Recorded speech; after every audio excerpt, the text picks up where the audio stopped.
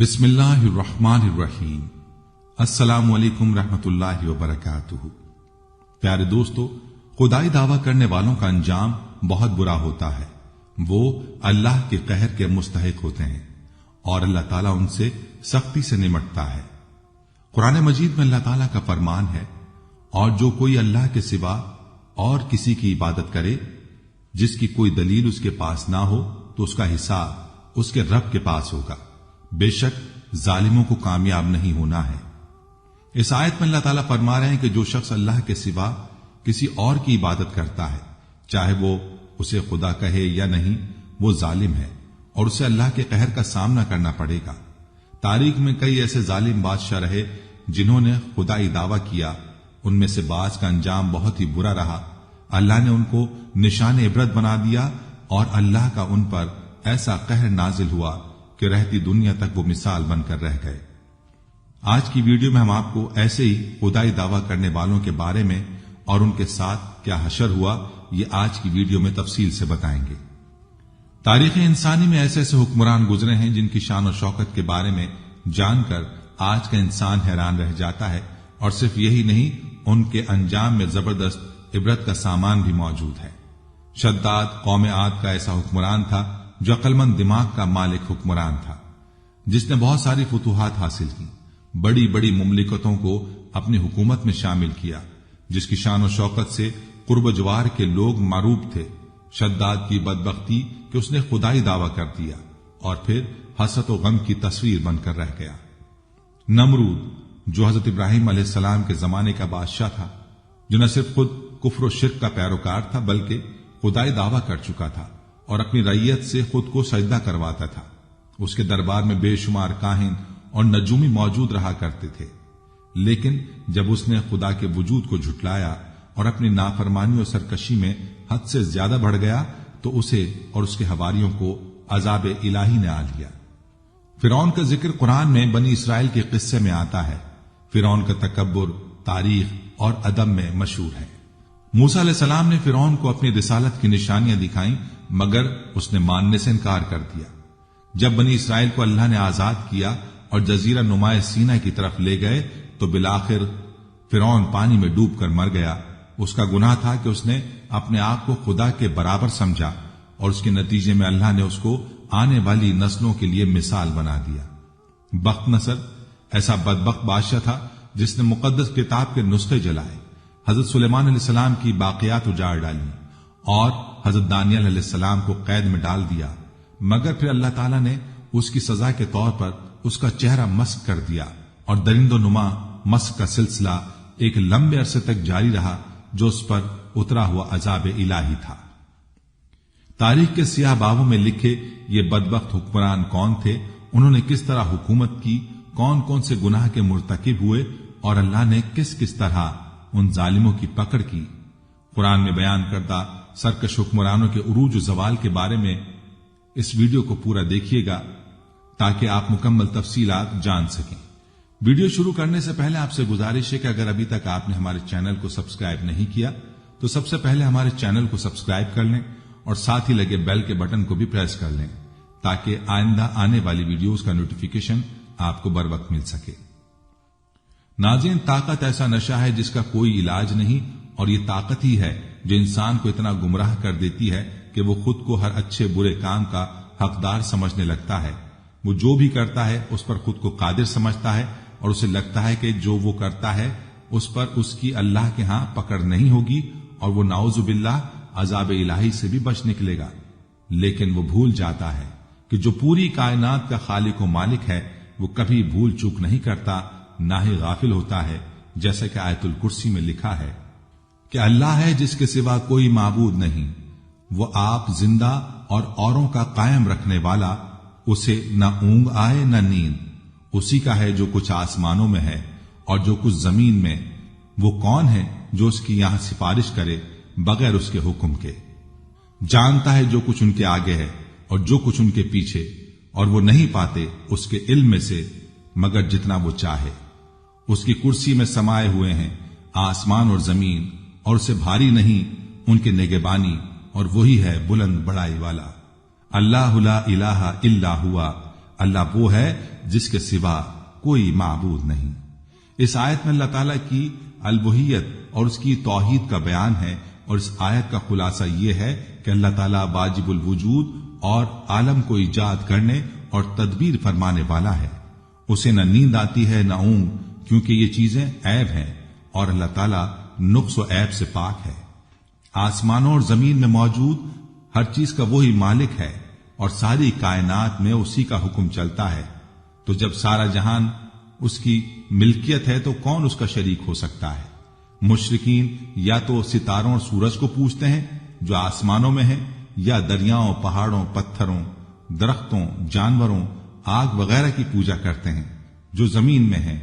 तो जब आसमान और जमीन की हर चीज अल्लाह ताला की मिल्कियत है तो ये चीजें कैसे पूजने के काबिल हो सकती हैं?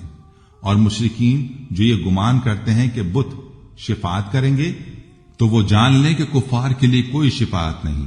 अल्लाह ताला के हुजूर इजाजत याफ्तगान हजरात के सिवा कोई शिफात नहीं कर सकता, और इजाजत वाले हजरात अंबिया अलैहिमुस्सलाम, मलाइका अलैहिमुस्सलाम, औलिया रहमतुल्लाहि ताला अलैहिम और मोमिनीन हैं।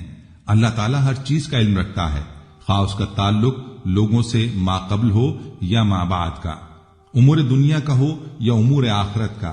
अल्लाह ताला के इल्म से किसी को कुछ नहीं मिल सकता जब तक वो ना चाहे और वो अता ना फरमाए। जात इल्म उसी का है और उसी के देने से किसी को अताई इल्म हो सकता है, जैसे वो अपनी मशीयत से लोगों को असरार कायनात पर और अंबिया और रसूल अलैहिस्सलाम को गैब पर मुत्तला फरमाता है। अल्लाह ताला की अजमत बेइंतहा है। नाज़िल आयतुल कुर्सी एक तवील आयत है। सूरह इखलास तौहीद का अजीम तरीन खजाना है और तौहीद के मौजू पर कुरान हकीम की जामे तरीन सूरत है। चुनाचे रसूलुल्लाह ने इसे सलस कुरान करार दिया है, जबकि तौहीद और खास तौर पर तौहीद फिस सिफात के मौजू पर कुरान करीम की अजीम तरीन आयत ये आयतुल कुर्सी है। अल्लाहु ला इलाहा इल्ला हुआ, अल्लाह वो माबूद बरहक है जिसके सिवा कोई अल्लाह नहीं। अल हय्युल क़य्यूम, वो जिंदा है, सबका कायम रखने वाला है। वो अज खुद और बखुद जिंदा है, उसकी जिंदगी मुस्तार नहीं है, उसकी जिंदगी हमारी जिंदगी की मानिंद नहीं है, जिसके बारे में बहादुर शाह जफर ने कहा था, उम्र दराज मांग के लाए थे 4 दिन, 2 आरज़ू में कट गए, 2 इंतजार में। अल्लाह ताला की जिंदगी हयात मुस्तार नहीं है, वो किसी की दी हुई नहीं है। उसकी जिंदगी में कोई ज़ौफ, कोई कमजोरी, कोई एहतियाज नहीं है। वो खुद अपनी जगह जिंदा और जावेद हस्ती है और बाकी हर शय का वजूद उसके हुक्म से कायम है। वो अल क़य्यूम है, उसके इज़्न के बगैर कोई शय कायम नहीं है। सूरह इखलास में अल्लाह ताला के लिए 2 अल्फाज अल अहदु और अल समदु आए हैं। वो अपनी जगह अल अहद है, लेकिन बाकी पूरी कायनात के लिए अल समद है। इसी तरह वह खुद अल हई है और बाकी पूरी कायनात के लिए अल क़य्यूम है। ला ताखुज़ुहु सिनतुन वला नौम, न उस पर ऊंग गालिब आती है न नींद। लहू मा फिस समावाति व मा फिल अर्द, जो कुछ आसमान और जमीन में है सब उसी का है। हर शय की मिल्कियत ताम्मा और मिल्कियत हकीकी उसी की है। मन ज़ल्लज़ी यशफ़उ इंदहु इल्ला बिइज़्निही, कौन है वो जो शफाअत कर सके उसके पास किसी की मगर उसकी इजाजत से। यालमु मा बैना ऐदिहिम व मा खल्फहुम, वो जानता है जो कुछ उसके सामने है और जो कुछ उनके पीछे है। आमतौर पर दुनिया में हम किसी की सिफारिश करते हैं तो कहते हैं कि भाई मैं इस शख्स को बेहतर जानता हूं, असल में ये जैसा नजर आता है वैसा नहीं है। इसके बारे में जो मालूमात आप तक पहुंची हैं वो मबनी पर हकीकत नहीं है, असल हकायक कुछ और हैं और वो मैं आपको बताता हूं। ये बात अल्लाह के सामने कौन कह सकता है, जबकि अल्लाह ताला तो जानता है जो कुछ उसके सामने है और जो कुछ उसके पीछे है। वला युहीतूना बिशैइन मिन इल्मिही इल्ला बिमा शाअ, और वो अहाता नहीं कर सकते अल्लाह के इल्म में से किसी शय का भी सिवाय उसके जो अल्लाह चाहे। बाकी हर एक के पास जो इल्म है वो अल्लाह का दिया हुआ है, अताई इल्म है। बड़े से बड़े वली, बड़े से बड़े रसूल और बड़े से बड़े फरिश्ते का इल्म भी महदूद है। वसी कुर्सी हुस समावाति वल अर्द, उसकी कुर्सी तमाम आसमानों और जमीन को मुहीत है। ناظرین، اللہ تعالیٰ کی قدرت و طاقت اور اس کے اختیارات بے حد وسیع ہیں جن کا احاطہ انسانی عقل نہیں کر سکتی۔ ہم جو کر سکتے ہیں وہ یہ کہ صرف اتنا جان لیں جتنا اللہ تعالیٰ چاہتا ہے کہ ہم جان جائیں۔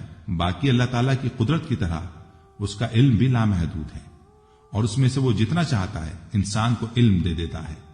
لیکن چونکہ انسان کی فطرت سرکش اور باغی ہے اور وہ کم عقل بھی ہے، اس لیے وہ اپنی تھوڑی سی طاقت پر گھمنڈ کر بیٹھتا ہے اور اس پر اتراتے ہوئے اپنا ہی نقصان کر بیٹھتا ہے، جس کی وجہ سے وہ برے انجام سے دوچار ہو جاتا ہے۔ انسان سمجھتا ہے کہ جو اختیارات اس کے پاس ہیں وہ اس کا کمال اور حق ہیں، جنہیں وہ جیسے چاہے مرضی استعمال کرے، اس پر اس کا کوئی مواخذہ نہیں ہوگا، نہ ہی اسے کسی قسم کا عذاب کا سامنا کرنا پڑے گا۔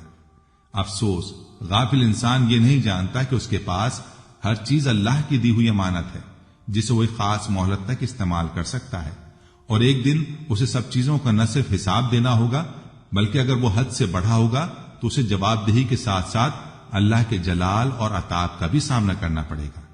ناظرین، اسلام کا بنیادی عقیدہ توحید ہے، جس سے اللہ کی وحدانیت کا اظہار ہوتا ہے۔ یہی دین حق ہے، اور ازل سے لے کر ابد تک کے لیے جو تعلیمات انسان کو دی گئی ہیں ان کے مطابق اللہ تعالیٰ وحدہ لا شریک ہے، اس کا کوئی شریک نہیں، اور بار بار تاکید ہوتی ہے کہ بے شک شرک بہت بڑا ظلم ہے۔ اس لیے جس کسی نے بھی اللہ تعالیٰ کی ذات اور صفات میں کسی کو شریک ٹھہرایا اس نے شرک کیا، اور شرک ایسا گناہ کبیرہ ہے جس کی کوئی معافی نہیں، کیونکہ اللہ تعالیٰ نے تمام گناہ معاف کر دینے ہیں لیکن شرک کو نہیں بخشنا، جس کی وجہ سے جو بھی آدمی شرک پر مرا اس کے لیے آگے ہمیشہ کی جہنم ہے، جس سے کوئی نجات نہیں۔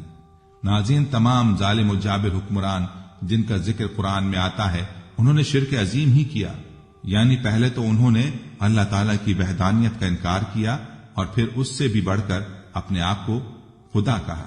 نہ صرف خود کو لوگوں سے خدا کہلوایا بلکہ اسے ثابت کرنے پر بھی تل گئے، اور جب اس راہ پر چلے تو پھر گناہوں کی دلدل میں دھستے چلے گئے۔ آخرکار اس دلدل میں اس قدر گر گئے کہ نہ صرف ہمیشہ ہمیشہ کے لیے جہنم ان کا ٹھکانہ ہوئی بلکہ رہتی دنیا تک لعنت کے مستحق قرار پائے۔ ناظرین، سوچئے ذرا، وہ کون بزرگ و برتر ہستی ہے جو بڑے بے عیب طریقے سے اس دنیا کا نظام چلا رہی ہے؟ آسمان سے زمین تک اس کی بنائی ہوئی کسی بھی چیز میں کوئی عیب نہیں، نہ کوئی ٹیڑھی اور نہ خرابی ہے۔ یہ دنیا ایک بہت بڑا کینوس ہے جس کا مصور خدا واحد ہے، وہ اپنی مصوری میں طاق ہے۔ اس نے بڑی مہارت اور محبت سے اس دنیا کے خاکے میں رنگ بھرے ہیں، ہر رنگ کو بالکل درست انداز سے بکھیرا ہے، جس سے یہ رنگا رنگ دنیا بہت خوبصورت نظر آتی ہے۔ کیا ایسے خدا کے ساتھ شرک کرنا ظلم نہیں؟ کیا اس ظلم کی سزا نہیں ہونی چاہیے؟ جی ہاں، ظلم کے تمام انواع میں شرک سب سے بڑا ظلم ہے۔ جو رب خالق کائنات ہو، جو مالک الملک ہو، جس کی بادشاہی زمین و آسمان میں ہو، جو رزاق بھی ہو، جو تمام کامل صفات کا مالک ہو، جو ہمیشہ کے لیے ہو، جس کو نیند تو کیا اونگ بھی نہ آتی ہو، جو سب کی پکار کو سنتا ہو، جو دلوں کے وسوسوں سے باخبر ہو، جو ہر قسم کے نقص اور کمزوری سے پاک ہو، جس کی تمام مخلوق تسبیح کرے، جو لوگوں کو غم اور خوشی دیتا ہو، جو زندگی اور موت دیتا ہو، جو بیماری اور شفا دیتا ہو، جو امیر و غریب کرتا ہو، جو جنت و دوزخ کا فیصلہ کرنے والا ہو، جو قیامت والے دن کا مالک ہو، جو اولاد اور بیوی سے پاک ہو اور کوئی اس کی ربوبیت، الوہیت اور اسماء و صفات میں شریک نہ ہو، جو کھانے والا نہیں بلکہ کھلانے والا ہو۔ مختصر یہ کہ ہر قسم کی تعریفات اور پاکیزگی اسی کے لیے ہے۔ اتنے عظیم رب کو چھوڑ کر غیر اللہ کو پکارنا، اس کے لیے سجدہ کرنا، اس کی بندگی چھوڑنا ظلم عظیم نہیں تو اور کیا ہے؟ پھر جو ایسا کرے گا تو اس کا انجام بخیر کیسے ہوگا؟ دوستو، شداد بادشاہ بہت طاقتور اور مغرور تھا، جس نے اللہ تعالیٰ کی خدائی کو للکارا اور پھر ایسی حسرت کی تصویر بن کر ہلاک ہوا جس کی تاریخ میں کم ہی مثال ملتی ہے۔ ناظرین، بہت سی داستان شداد کی جو عاد کا بیٹا تھا زبان زد عام ہے اور تاریخ میں مرقوم ہے، یہاں تک کہ شداد کی بہشت اور اس کے باغات ضرب المثل کی شکل اختیار کر گئے ہیں۔ نیلے بے قرار سمندر میں ایک چھوٹا سا جہاز اپنی منزل کی جانب رواں دواں تھا۔ جہاز میں بہت سارے مسافروں کے علاوہ ایک عورت ایسی بھی تھی جس کے ہاں بھی اسی وقت بچہ پیدا ہونے والا تھا۔ پرسکون سمندر میں اچانک یہ لہریں اٹھنے لگیں اور ساتھ ہی ہوا بھی تیز ہو گئی، اور دیکھتے ہی دیکھتے ہوا نے طوفان کا رخ اختیار کیا، اور سمندر سے اٹھنے والی لہروں نے ٹکرا ٹکرا کر اسے ہچکولے کھانے پر مجبور کر دیا۔ سبھی مسافر حیران و پریشان سمجھنے کی کوشش کر رہے تھے کہ اچانک ہی موسم نے اپنا مزاج کیسے بدل لیا۔ طوفان بڑھتا جا رہا تھا، مسافر زندگی کی دعائیں مانگ رہے تھے، لیکن اللہ تعالیٰ کو کچھ اور ہی منظور تھا۔ ہواؤں کے تیز جھکڑوں اور سمندر کی طاقتور موجوں نے جہاز کو توڑ کر ٹکڑوں میں بدل دیا۔ جن مسافروں کو تیرنا آتا تھا وہ تیر کر اپنی جان بچانے کی جی توڑ کوشش کر رہے تھے۔ وہ عورت جس کا بچہ پیدا ہونے والا تھا جہاز ڈوبنے کے خوف اور طوفان کی دہشت سے بے ہوش ہو چکی تھی، اور جہاز کے ٹوٹے ہوئے ایک تختے پر پڑی ہوئی تھی، اور یہ تختہ بے اثر سمندروں میں تیز لہروں کے سہارے بہتا چلا جا رہا تھا۔ اور اسی حالت میں عورت کے ہاں بچہ پیدا ہوا، اور ولادت کے اگلے ہی لمحے اللہ تعالی کی طرف سے ملک الموت کو حکم ہوا کہ اس عورت کی روح قبض کر لی جائے۔ حکم کی تعمیل پلک جھپکنے سے قبل ہوئی، اور وہ بچہ بے سر و سامانی کی حالت میں اکیلا ہی تختے پر پڑا رہا۔ وہ تختہ کئی دنوں بعد کنارے پر آ لگا۔ کنارے پر موجود ایک مہتر نے جو یہ دلسوز نظارہ دیکھا تو لپک کر بچے کو اٹھا لیا، اور میت کو وہیں قریب زمین کھود کر دفن کر کے بچے کو اپنے ساتھ گھر لے آیا۔ مہتر جب بچہ لے کر گھر پہنچا تو بچے کو دیکھ کر اس کی بیوی بہت خوش ہوئی، کیونکہ اس کے یہاں کوئی اولاد نہ تھی، اور انہوں نے بچے کا نام شداد رکھا۔ مہتر اور اس کی بیوی اس بچے کو لاڈ و پیار سے پرورش کرنے لگے، یہاں تک کہ وہ 7 برس کا ہو گیا۔ اتنی کم عمر میں شداد نہایت ذہین، عقل مند اور چالاک بھی تھا۔ ایک روز گاؤں کے باہر شداد بچوں کے ساتھ کھیل رہا تھا کہ اچانک ہی شور اٹھا کہ بادشاہ کی سواری آ رہی ہے۔ یہ سنتے ہی سارے بچے بادشاہ کے ڈر سے بھاگ گئے، لیکن شداد وہیں قریب ایک ٹیلے کے اڈے پر چھپ کر بادشاہ کی سواری اور شاہی لشکر کا نظارہ دیکھنے لگا۔ یہاں تک کہ تمام لشکر گزر گیا، اور بادشاہ کی سواری گزرنے کے بعد کچھ پیارے گری پڑی چیزوں کی خبر گیری کے واسطے لشکر کے پیچھے پیچھے آئے۔ ان پیادوں میں سے ایک پیادے نے راستے میں ایک پوٹلی پڑی ہوئی پائی۔ اس نے جب وہ پوٹلی کھول کر دیکھا تو اس میں سرمے دانی تھی۔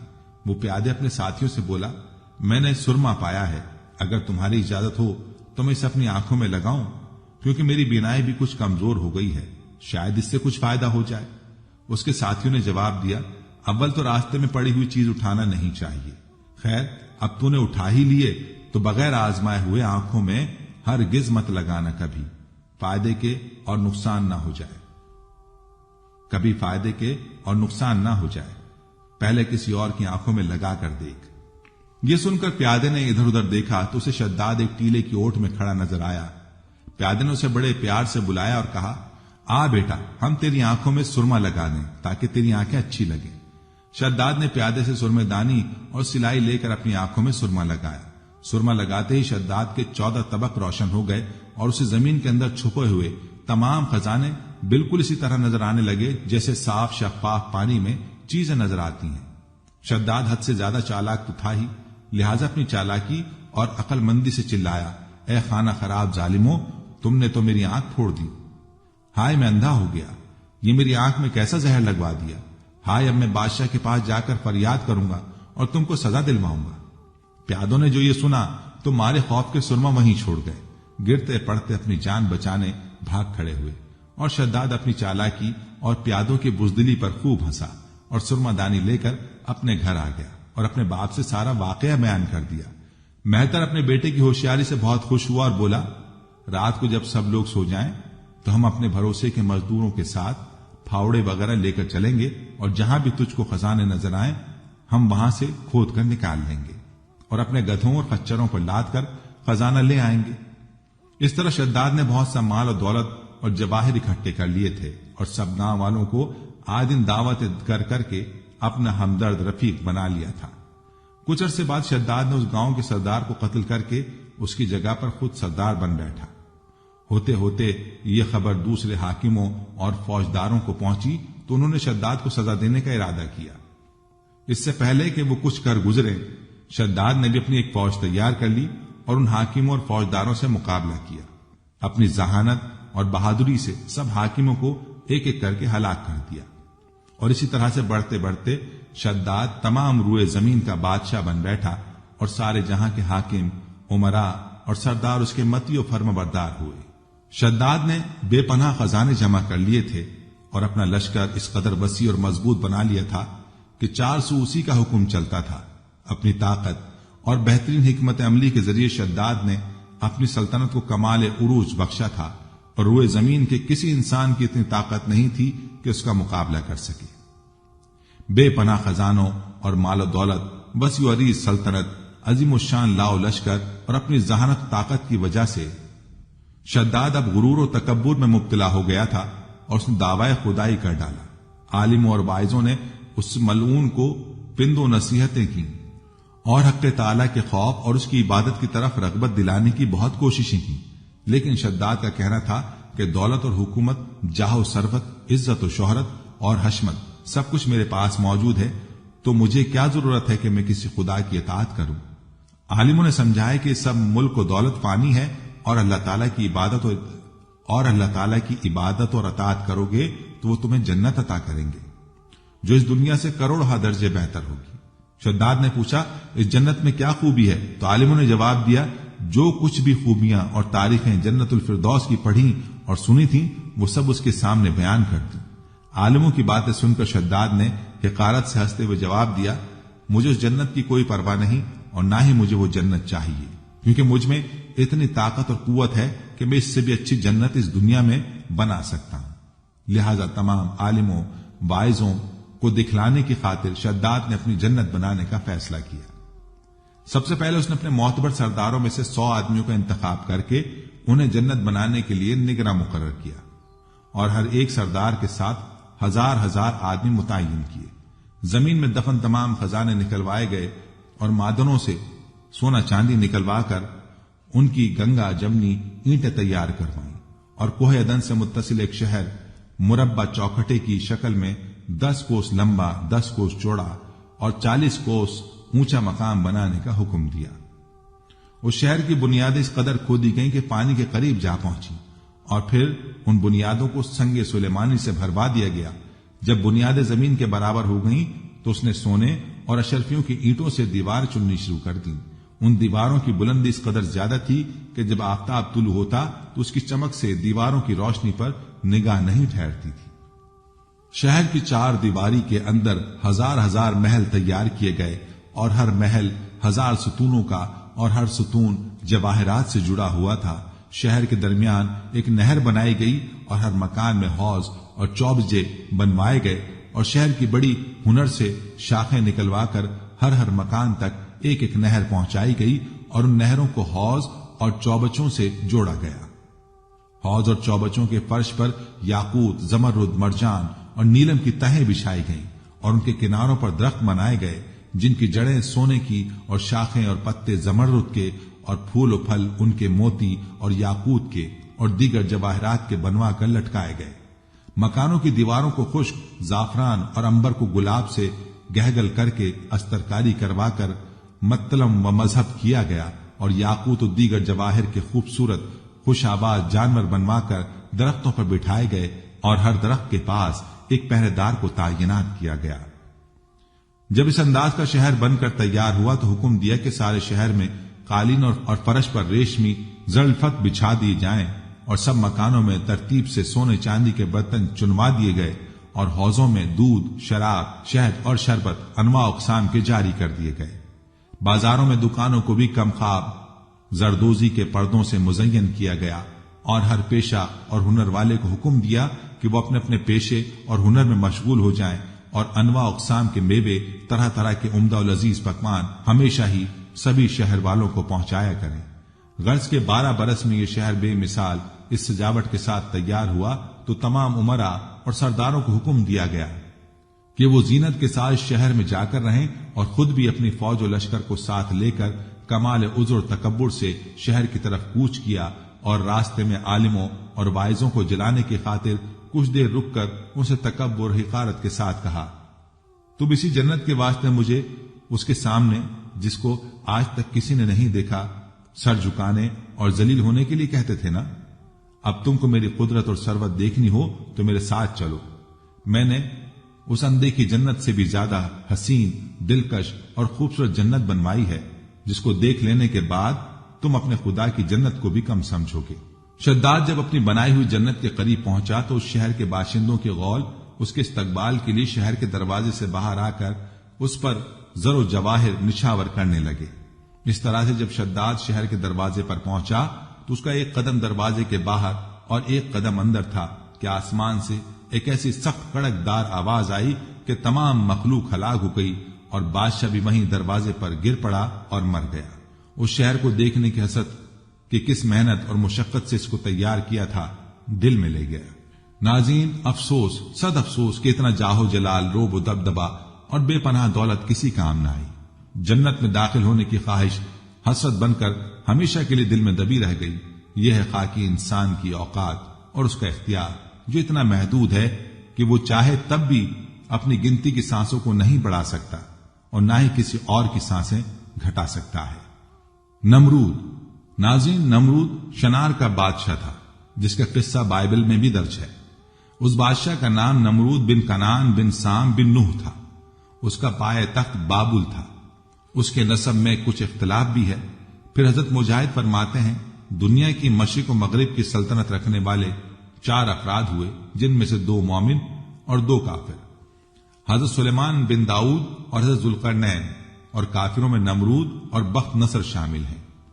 مفسرین کا بیان ہے کہ نمرود بن کنان بڑا جابر بادشاہ تھا۔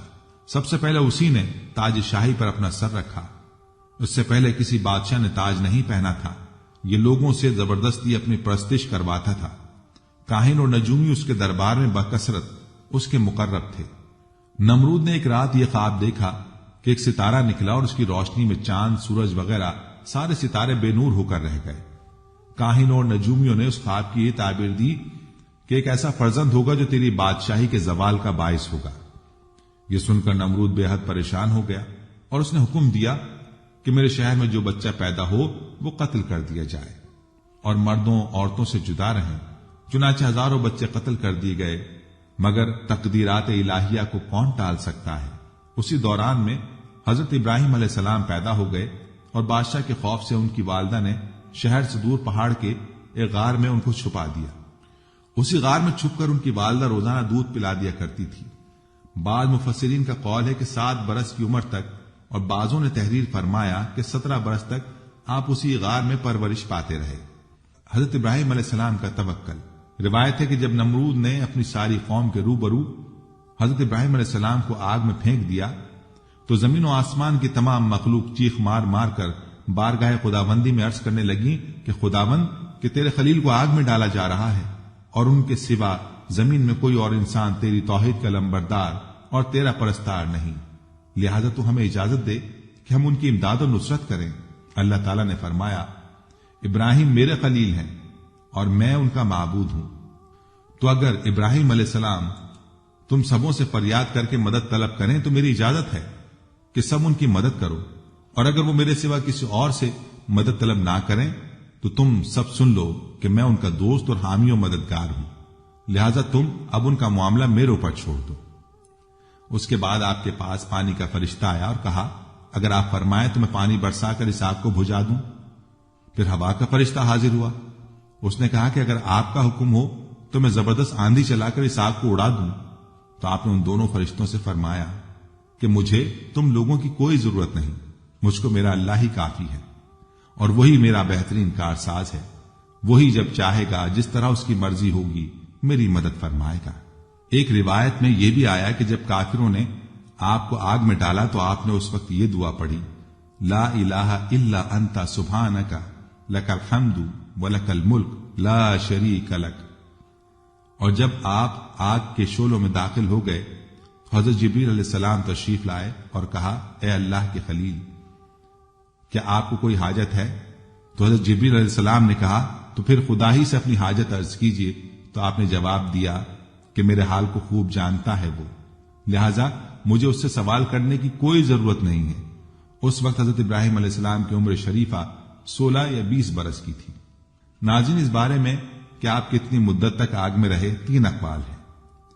بعض مفسرین کا قول ہے کہ 7 دنوں تک آپ آگ کے شعلوں میں رہے، اور بعض نے یہ تحریر کیا کہ 40 دن رہے، اور بعض کہتے ہیں کہ 50 دن تک آپ آگ میں رہے۔ واللہ تعالی عالم۔ اس واقعے سے ان لوگوں کو تسلی ملتی ہے جو باطل کی طاغوتی طاقتوں کے بالمقابل استقامت کا پہاڑ بن کر ڈٹ جاتے ہیں۔ آج بھی ہو جو ابراہیم کا ایمان پیدا، آگ کر سکتی ہے انداز گلستاں پیدا۔ ناظرین، جب اللہ کے حکم سے آگ ٹھنڈی ہو گئی تو اس کے کچھ عرصے بعد سخت قحط پڑا اور کھانے پینے کا سامان ختم ہو گیا۔ لوگ نمرود کے دربار میں جا کر اناج کی درخواست پیش کرتے، جواباً نمرود ان سے اپنا خدا ہونے کا اقرار کرواتا۔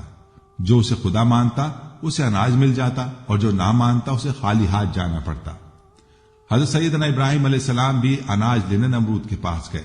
نمرود نے پوچھا، تمہارا رب کون ہے؟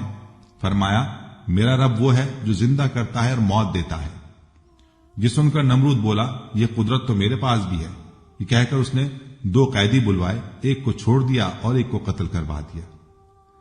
آپ علیہ السلام نے نمرود کی کم عقلی دیکھ کر فرمایا، میرا رب مشرق سے سورج کو نکالتا ہے، اگر تو خدا ہے تو مغرب سے سورج کو نکال کر دکھا۔ یہ سن کر نمرود حیران ہو گیا اور کوئی جواب نہ دے سکا۔ کچھ دیر بعد اپنی شرمندگی مٹانے کے لیے بولا، میرے پاس اناج نہیں ہے، جاؤ اپنے رب سے جا کر اناج مانگو۔ آپ علیہ السلام نمرود کے دربار سے نکل آئے اور گھر کی طرف چل پڑے۔ راستے میں ریت کا ایک ٹیلا نظر آیا۔ آپ علیہ السلام گھر والوں کو خوش کرنے کے لیے اسی ریت سے ایک تھیلا بھر کر گھر لے آئے اور سو گئے۔ اللہ کی شان دیکھی کہ آپ کی بیوی حضرت سیدنا سارہ رضی اللہ تعالی عنہا نے تھیلا کھولا تو وہ آٹے سے بھرا ہوا نکلا۔ انہوں نے فوراً روٹیاں بنائیں اور آپ کو جگایا۔ روٹیاں دیکھ کر آپ علیہ السلام بولے، یہ کہاں سے آئیں؟ انہوں نے کہا، یہ اسی آٹے سے بنائی ہیں جو آپ تھیلے میں بھر کر لائے تھے۔ آپ علیہ السلام سمجھ گئے کہ اللہ تعالیٰ کی طرف سے ریت آٹے میں تبدیل ہو گئی، چنانچہ آپ نے اللہ پاک کا شکر ادا کیا۔ ادھر اللہ پاک نے انسانی شکل میں ایک فرشتہ نمرود کے پاس بھیجا۔ فرشتے نے اس سے کہا، تیرا خدا کہتا ہے کہ تم مجھ پر ایمان لیا، میں تیری بادشاہت برقرار رکھوں گا۔ نمرود بولا، کون خدا؟ خدا تو صرف میں ہوں۔ فرشتے نے دوسری اور پھر تیسری بار بھی اپنی بات دہرائی، مگر ہر بار نمرود نے انکار ہی کیا۔ نمرود کی سرکشی کا نتیجہ یہ ہوا کہ اللہ پاک کی طرف سے مچھروں کی فوج نمرود کے لشکر پر مسلط ہو گئی، جس نے لشکر کے تمام افراد کا گوشت کھا کر سارا خون پی لیا اور ان کی ہڈیاں باقی رہ گئیں۔ مچھر اتنے زیادہ تھے کہ سورج کی روشنی دکھائی نہیں دیتی تھی۔ نمرود یہ ہولناک منظر دیکھتا تھا مگر کچھ نہیں کر سکتا تھا۔ اس کے بعد اللہ کا کرنا یہ ہوا کہ ایک مچھر نمرود کی ناک کے راستے دماغ میں گھس گیا اور مغز کھانا شروع کر دیا۔ درد کی شدت سے نمرود پاگل ہونے لگا اور اس نے اپنی تکلیف ختم کرنے کے لیے سر پر ڈنڈے لگوانا شروع کر دیے۔ خدا کی قدرت کہ جب سر پر ڈنڈا پڑتا تو مچھر کاٹنا چھوڑ دیتا اور جب ڈنڈا نہ پڑتا تو پھر کاٹنا شروع کر دیتا۔ کیفیت یہ ہو چکی تھی کہ جو شخص نمرود کے سر پر زوردار چپت لگاتا وہ اس کا ہمدرد کہلاتا۔ یوں ڈنڈے پڑتے پڑتے چپت لگتے لگتے 400 سال گزر گئے۔ بالآخر نمرود ذلیل و رسوا ہو کر مر گیا۔ دوستو، ایک اور سرکش و ظالم کا کیسا دردناک انجام ہوا کہ ایک حقیر کیڑے نے اس کی شہنشاہیت کا خاتمہ کر دیا۔ جب اتنی بڑی مملکت کا وارث اپنے سر پر جوتے مروانے لگے تو وہ امور سلطنت کو کیسے دیکھے گا، کیسے سنبھالے گا؟ نمرود کے ساتھ بھی یہی کچھ ہوا۔ آخرکار وہ دنیا کے لیے اللہ کی عظمت کا نمونہ چھوڑ کر دنیا چھوڑ گیا اور اب وہ ہمیشہ ہمیشہ کے لیے جہنم میں جلے گا۔ ناظرین، ہماری فہرست میں اگلا بادشاہ فرعون ہے۔ ایسا ہی رعونت و شرک سے بھرا ہوا بادشاہ فرعون بھی تھا۔ فرعون کسی خاص شخص کا نام نہیں ہے بلکہ شاہان مصر کا لقب تھا۔ جس طرح چین کے بادشاہ کو خاقان اور روس کے بادشاہ کو زار اور روم کے بادشاہ کو قیصر اور ایران کے بادشاہ کو کسرا کہتے تھے، اسی طرح مصر کے بادشاہ کو فرعون کہتے تھے۔ فرعون اصل میں فارا آؤ تھا۔ مصری زبان میں فارا محل کو کہتے ہیں اور آؤ کے معنی اونچا کے ہیں۔ فارا آؤ کے معنی ہوئے اونچا محل۔ اس سے شاہ مصر کی ذات مراد ہوتی ہے۔ لغوی معنی میں عظیم محل کے ہیں اور اس سے مراد بادشاہ کا محل تھا۔ سمجھا جاتا تھا کہ تمام فرعون مصری دیوتاؤں کی اولادیں ہیں۔ فرعون اس دور میں مصر کے بادشاہوں کا لقب تھا، یعنی جو بادشاہ بنتا اس کو فرعون کہا جاتا۔ قدیم مصر میں اس طرح 30 خاندانوں نے حکومت کی تھی، یعنی سینکڑوں فرعون وہاں حکمرانی کرتے رہے۔ تو حضرت موسیٰ علیہ السلام کے عہد میں جو فرعون تھا اس کا نام کیا تھا؟ قرآن مجید میں حضرت موسیٰ کے قصے میں 2 فرعونوں کا ذکر آتا ہے۔ ایک وہ جس کے زمانے میں آپ کی پیدائش ہوئی اور جس کے گھر میں آپ نے پرورش پائی۔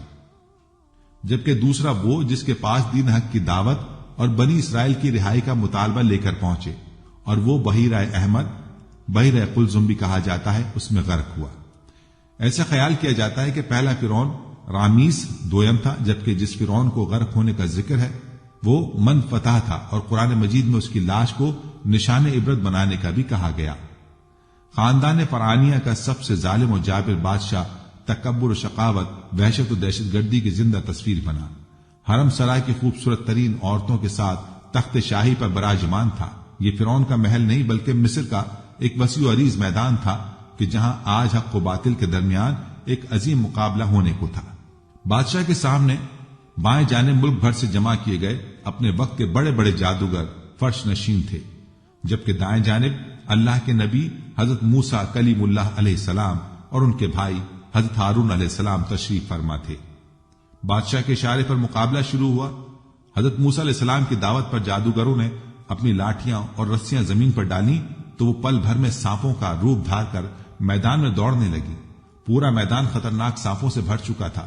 مجمع پر حیرت طاری ہو گئی تھی۔ فرعون اور اس کے درباریوں کا رونت بھرا قہقہ فضا میں گونجا۔ حضرت موسیٰ علیہ السلام نے فرعون کی جانب دیکھا۔ یہ وہی لمحہ تھا جب جبریل امین علیہ السلام نے اللہ کا پیغام پہنچایا، جس کا ترجمہ ہے، ہم نے موسیٰ کو حکم دیا اپنا عصا زمین پر ڈال دو۔ وہ زمین پر گرتے ہی سب سے بڑا اژدہا بن کر جادوگروں کے سانپوں کو نگلنے لگا۔ حق ظاہر ہو چکا تھا، چنانچہ وہ جادوگر سجدے میں گر کر حضرت موسیٰ اور حضرت ہارون علیہ السلام کے پروردگار پر ایمان لے آئے۔ بادشاہ نے ان سب اہل ایمان کو جو حضرت موسیٰ علیہ السلام پر ایمان لانے سے قبل جادوگری سے وابستہ تھے، ہاتھ پاؤں کٹوا کر سولی پر لٹکا دیا۔ حضرت عبداللہ بن عباس اور حضرت عبید بن عمیر رضی اللہ عنہ نے فرمایا کہ اللہ تعالیٰ کا کتنا بڑا کرشمہ ہے کہ دن شروع ہوا تو کافر جادوگر تھے اور دن ڈھلتے ہی اولیاء اللہ اور شہداء کے عظیم منصب پر فائز ہو گئے۔ ناظرین، مقابلے سے پہلے میدان میں حضرت موسیٰ اور حضرت ہارون علیہ السلام کے علاوہ کوئی اور مسلمان نہیں تھا، لیکن جادوگروں کو ایمان لانے کے بعد 6 لاکھ افراد مسلمان ہو گئے اور یہ ایک بڑی طاقت بنے۔ اس واقعے کے بعد حضرت موسیٰ علیہ السلام 20 سال تک مصر میں رہے اور نہایت صبر و استقامت کے ساتھ تبلیغ دین کا کام کرتے رہے۔ اللہ تعالیٰ نے حضرت موسیٰ علیہ السلام کو 9 معجزات سے سرفراز فرمایا۔ ارشاد باری تعالیٰ ہے، اور ہم نے موسیٰ کو 9 معجزے عطا فرمائے۔ ہونا تو یہ چاہیے تھا کہ ان کے معجزات کو دیکھ کر فرعون اور اس کی قوم راہ راست پر آ جاتے، لیکن رعونت و تکبر کے نشے میں چور فرعون اور اس کے ساتھیوں کے ظلم میں اضافہ ہوتا چلا گیا۔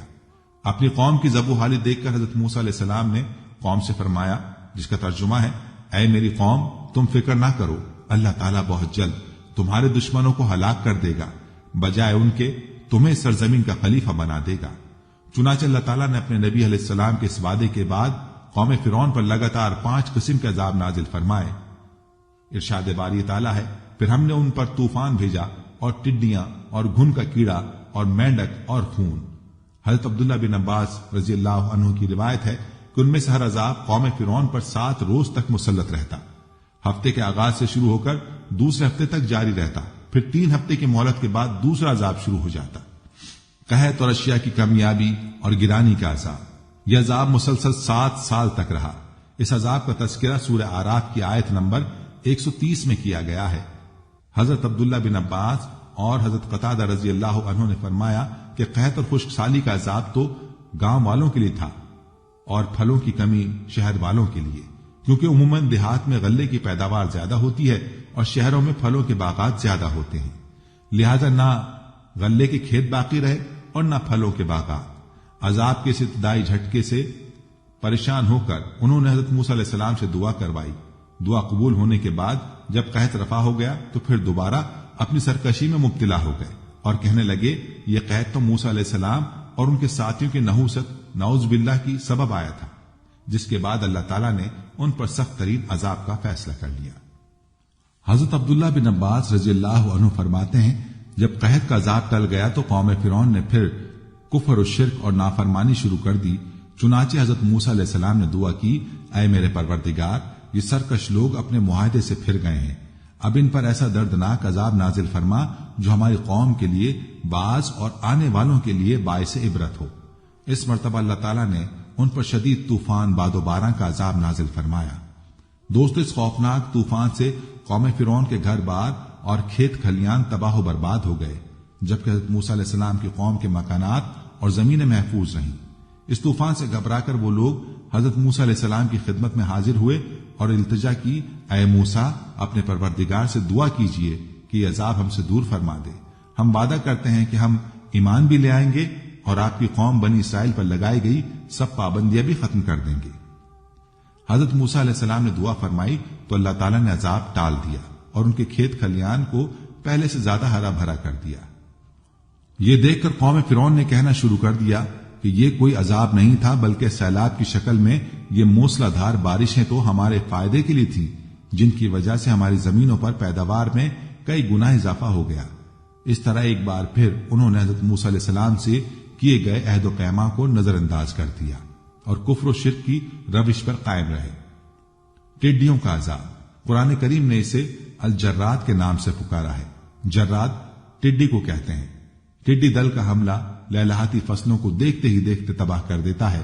اللہ تعالیٰ نے طوفان کے عذاب کو ٹل جانے کے بعد اس بدبخت قوم کو پورے 1 ماہ کی مہلت دی کہ یہ حضرت موسیٰ کے واعظ و نصیحت پر غور و فکر کریں، لیکن ان کی بدعمالیاں تو روز بروز بڑھتی چلی جا رہی تھیں۔ چنانچہ اللہ تعالیٰ نے ان پر ٹڈیوں کو مسلط فرما دیا۔ ٹڈی دل نہ صرف ان کے کھیتوں اور باغات کو چٹ کر گیا بلکہ گھروں کے اندر اور باہر لکڑی سے بنی ہر چیز کو کھا گیا۔ اس عذاب کے وقت حضرت موسیٰ علیہ السلام کا معجزہ ایک بار پھر سامنے تھا کہ اس ٹڈی دل نے صرف قبطیوں یعنی قوم فرعون کو تباہ برباد کیا، جبکہ قوم موسیٰ علیہ السلام یعنی بنی اسرائیل کے مکانات، کھیت کھلیان اور باغات بالکل محفوظ رہے۔ قبطی روتے پیٹتے حضرت موسیٰ علیہ السلام کے پاس آئے اور التجا کی کہ آپ اپنے رب سے دعا فرمائیں کہ وہ یہ عذاب واپس لے لے۔ ہم پختہ وعدہ کرتے ہیں کہ ہم ایمان بھی لے آئیں گے اور بنی اسرائیل کو آزاد بھی کر دیں گے۔ حضرت موسیٰ علیہ السلام نے دعا فرمائی اور عذاب ٹل گیا۔ اللہ تعالیٰ نے انہیں پھر 1 ماہ کی مہلت دے دی کہ وہ غور و فکر کر لیں، لیکن وہ لوگ اپنی پرانی روش پر قائم رہے، ایمان لائے اور نہ ہی بنی اسرائیل کو آزاد کیا۔ پھر ان پر خون کا عذاب آیا، اس کے بعد وبائی امراض کی الغار ہوئی۔ اس سب کے باوجود فرعون نے عبرت نہیں پکڑی بلکہ جنگ کرنے کا فیصلہ کیا۔ فرعون جدید ہتھیاروں سے لیس 7 لاکھ سے زائد سواروں کے ساتھ ان کے پیچھے روانہ ہوا۔ بنی اسرائیل کے پیچھے فرعون کی سپاہ کا ایک سیلاب اور آگے بکھری ہوئی موجیں تھیں۔ پھر جب دونوں جماعتوں نے ایک دوسرے کو دیکھا تو حضرت موسیٰ علیہ السلام کے ساتھیوں نے کہا، ہم تو پکڑے گئے۔ حضرت موسیٰ علیہ السلام نے کہا، ہرگز نہیں، میرا رب میرے ساتھ ہے، وہ مجھے راہ بتائے گا۔ ہم نے موسیٰ کی طرف وحی بھیجی کہ دریا پر اپنی لاٹھی مارو، چنانچہ دریا پر لاٹھی مارنے سے 12 خشک راستے نکل آئے۔ بنی اسرائیل کے 12 قبیلے ان میں سے گزر گئے۔ یہ منظر دیکھ کر خوفزدہ فرعون نے بھی اپنا گھوڑا دریا میں ڈالا اور لشکر کو پیچھے آنے کا حکم دیا۔ فرعون اور اس کا لشکر جب بیچ دریا میں پہنچا تو اللہ تعالیٰ نے دریا کو روانی کا حکم دے دیا۔ دریا کے سب راستے آپس میں مل گئے۔ فرعون جب ڈوبنے لگا تو پکار اٹھا، میں ایمان لایا موسیٰ اور ہارون علیہ السلام کے رب پر، اس کے سوا کوئی معبود نہیں اور میں فرمانبرداروں میں سے ہوں۔ جواب ملا کہ اب ایمان لاتا ہے، حالانکہ تو پہلے نافرمانی کرتا رہا اور مفسد بنا رہا۔ تو آج ہم تیری لاش کو پانی سے نکالیں گے تاکہ تو ان کے لیے نشان عبرت ہو جو تیرے بعد ہیں، اور بہت سے لوگ ہماری نشانیوں سے بے خبر ہیں۔ ناظرین، نبوکدنصر یا بخت نصر بابل، ملک بابل کا بادشاہ، زمانہ شہزادگی میں مصر فتح کیا، اپنے باپ نبوالاسر کے بعد تخت پر بیٹھا۔ 597 عیسوی قاف میم میں یہودا جودیا بغاوت فرو کی، اس علاقے میں دوبارہ بغاوت ہوئی تو یروشلم کو تباہ کر دیا۔ 586 قاف میم اور 4000 یہودیوں کو گرفتار کر کے بابل لایا۔ یہودیوں کی اس قید کو بابل کی اسیری کہا جاتا ہے۔ اس عہد میں سلطنت کی زیادہ تر دولت بابل کی قلعہ بندی اور تعمیرات پر خرچ کی۔ اس محل کا عجوبہ روزگار تھا۔ بابل کے اندر مولک باغات، 7 عجائبات اسی نے بنوائے تھے۔ بابل علم و ادب اور تہذیب و تمدن کا بڑا مرکز تھا۔ بائبل میں اس کا ذکر نبوکت نظر کے نام سے ہے۔ بعض متقدمین اور متاخرین کے مطابق ان اسیران بنی اسرائیل کی تعداد 80,000 تھی، اور ان اسیران میں حضرت دانیال علیہ السلام بھی موجود تھے۔ حمورابی کی حکومت ختم کر کے بادشاہ بننے کے بعد جب نبوکد بخت نصر بیت المقدس پر حملہ کیا تو اس نے بیت المقدس کو مکمل تاراج یعنی اجاڑ دیا۔ حضرت سلیمان علیہ السلام کی باقیات کو لوٹ لیا، محلات کو تباہ کر دیا اور ہیکل سلیمانی میں موجود کتب کو جلا دیا۔ जिसमें तौरात के असल नुस्खे भी शामिल थे। अंबिया अलैहिस्सलाम को कत्ल शहीद कर दिया तो रब ताला ने उस पर बख्त नसर पर अज़ाब नासिल किया और उसकी शक्ल और सूरत को मस्ख कर दिया। हज़रत वहाब बिन मंबा ही फरमाते हैं कि बेशक बख्त नसर के चेहरे का मस्ख पहले शेर की शक्ल और सूरत में हुआ, फिर शेर दरिंदों का बादशाह बन गया, फिर बख्त नसर का मस्ख तब्दील यानी अल्लाह ताला ने उसकी शक्ल तब्दील कर दी, गिद्ध की शक्ल में हुआ, बस गिद्ध परिंदों का बादशाह बन गया, फिर बख्त नसर का मस्ख बैल की शक्ल और सूरत में हुआ, बस बैल चौपायों मवेशियों का बादशाह बन गया। बख्त नसर का यह मस्ख 7 साल तक होता रहा, लेकिन उसका दिल इंसान ही रहा। इसी वजह से वो बख्त नसर तमाम मस्ख शुदा सूरतों में भी इंसानी सोच और तर्ज अमल को अपनाए रहा और हुकूमत करता रहा जो उस वक्त भी उसके पास थी। फिर अल्लाह ताला ने बख्त नसर को इंसानी शक्ल अता कर दी तो उसकी रूह भी लौटा दी। सदी लिखते हैं कि जब बख्त नसर को हक़ ताला ने दोबारा इंसानी शक्ल अता की तो उसको बादशाहत भी लौटा दी। चुनाचे उस वक्त बख्त नसर के नजदीक हज़रत दानियल अलैहिस्सलाम और उनके साथी सबसे ज्यादा बाइज्जत थे, जिनको बख्त नसर असीरान बैतुल मक़दस के तौर पर कैद करके बाबुल यानी इराक ले आया था। क्योंकि यहूदियों को उस कुर्बत से शदीद हसद था, बस यहूदी अमरा बख्त नसर से कहने लगे कि दानियल अलैहिस्सलाम जब पानी पी लेते हैं तो उनका पेशाब पर से इख्तियार खत्म हो जाता है। बिना बनी बख्त नसर ने इस बात को जानने की खातिर यहूदी अमरा और हजरत दानियल अलैहिस्सलाम की दावत की। फिर उन्होंने खाना खाया और पानी पिया। दूसरी तरफ बख्त नसर ने दरबान को हुक्म दिया कि खाना खाने के बाद हाजिन में से सबसे पहले जो भी पेशाब करने के लिए बाहर निकले उसे कुल्हाड़े से कत्ल कर देना, चाहे वो पेशाब करने वाला ही क्यों ना कहे कि मैं बख्त नसर हूं। बस तुम मुझसे कहना कि तू झूठ बोलता है, क्योंकि बख्त नसर ने मुझे तेरे कत्ल का हुक्म दिया है। चुनाचे जब खाना खत्म हुआ तो सब हाजिरीन में से बख्त नसर पहले पेशाब की शिद्दत की वजह से बेकरार होकर सबसे पहले खड़ा हुआ, जो उसको अचानक ही उतर आया था। लिहाजा वो बाहर निकलने लगा तो दरबान उस पर कम रोशनी की वजह से हमलावर हुआ। तो बख्त नसर बोला, मैं बख्त नसर हूं। तो दरबान बोला, तू झूठ बोलता है, बादशाह ने मुझे तेरे कत्ल का हुक्म दिया है। उस पर कुल्हाड़े का वार कर दिया, जिससे बख्त नसर हलाक हो गया। उसके तौहीदी होने के मुतालिक वहाब बिन मंबा फरमाते हैं कि बाज यहूद और नसारा में इख्तिलाफ पाया जाता है कि वो बख्त नसर मौत से कबल ईमान ले आया था या नहीं, मगर बाज यहूदी उलमा कहते हैं कि उसने अंबिया को कत्ल शहीद किया और बैतुल मक़दस को ताराश और तबाह किया। लिहाजा अल्लाह ताला ने उसकी तौबा को कबूल ना किया और वो काफिर ही मरा। उम्मीद है कि हमारी आज की ये वीडियो आपको पसंद आई होगी। वीडियो को लाइक और इस पर कमेंट्स करें, इसे अपने दोस्तों के साथ शेयर करें।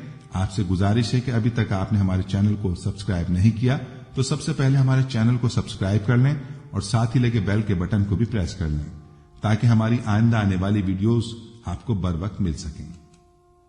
अपना ख्याल रखिए। फी अमानिल्लाह।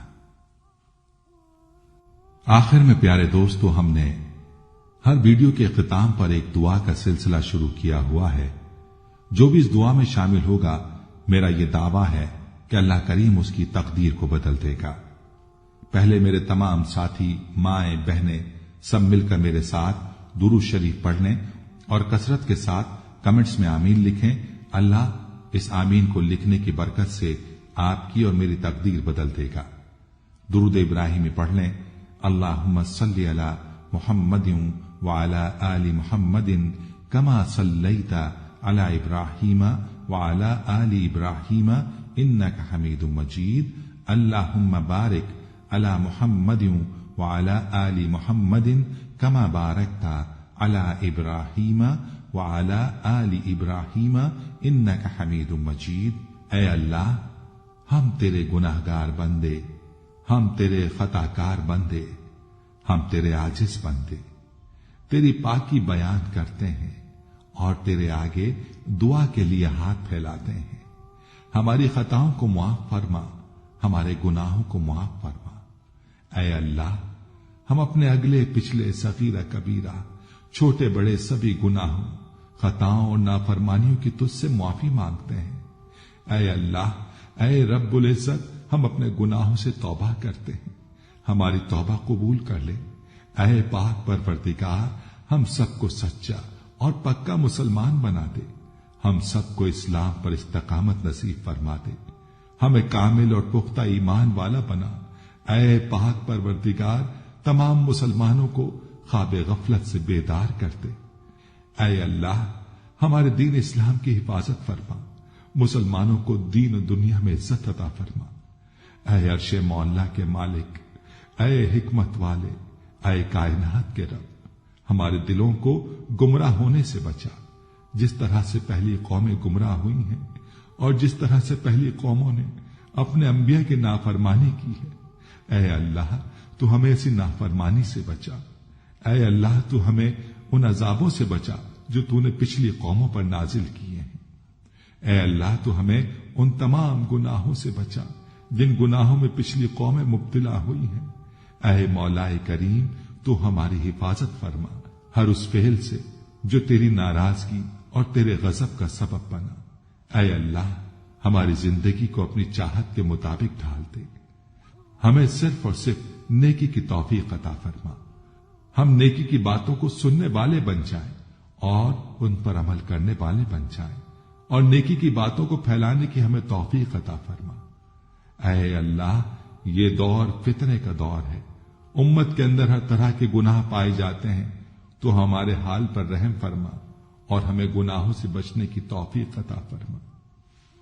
ऐ अल्लाह, तू करीम है, तू रहीम है, तू रहमान है, तू गफूर रहीम है, तो हमारे गुज़िश्ता गुनाहों को माफ फरमा दे और आइंदा के लिए हमें गुनाहों से बचने की तौफीक अता फरमा।